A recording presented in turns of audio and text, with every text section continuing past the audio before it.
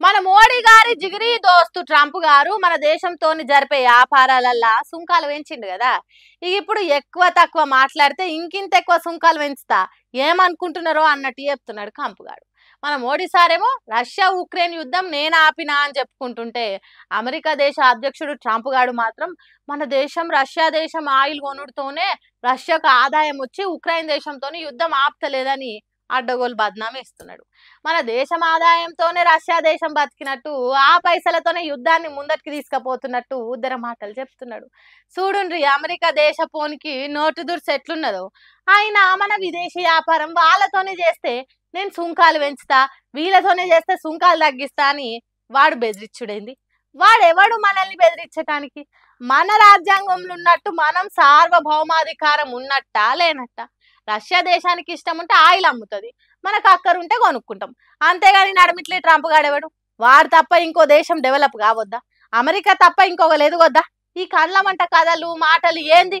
ఇట్లా మన ఒక్క దేశాన్నే కాదు, దునియాలో ఉన్న అన్ని దేశాలను సుంకాల పేరుతోనే బెదిరించి అనగదొక్కుతున్నాడు. వాని ఆధిపత్యం ఏందో, వాని ఆగడాలు ఏందో గాని దునియాను బిస్కల్ దీపిస్తున్నాడు కంపు నోరు ట్రంప్ గాడు. వాని ముచ్చట అట్లుంటే మన మోడీ సారు తన దగ్గర దోస్తు ట్రంప్ టారిఫ్ పెంచుకుంటా పోతుంటే ఎందుకు మౌనంగా ఉన్నాడు? దోస్తుతో చెప్పి భారతదేశం మీద పెంచే సుంకాలను తక్కువ చేయండి అని చెప్పాలి కదా.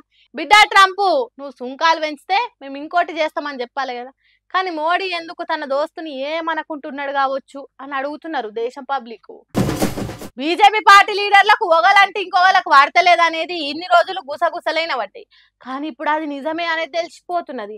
ఇన్ని రోజులు బండి సంజయ్ ఈటెల రాజేందర్ పోరాటము కొట్లాట నడిచింది, కానీ ఇప్పుడు ఎంపీ రఘునందన్ రావుకు ఈటెల రాజేందర్ కూడా వాడతలేదనే సంగతి తెలిసిపోయింది. అట్లా అంటే రఘునందన్ రావు లాయర్ కాబట్టి మాకు వాడతలేదనే ముచ్చట ఎట్లా చెప్పగలుగుతున్నారని లా పాయింట్లు మాట్లాడతాడు. కానీ తెలంగాణ బీజేపీ కార్యకర్తలు మాత్రం ఇద్దరు ఎంపీలకు అరికీసు వాడతలేదని అనుకుంటారట.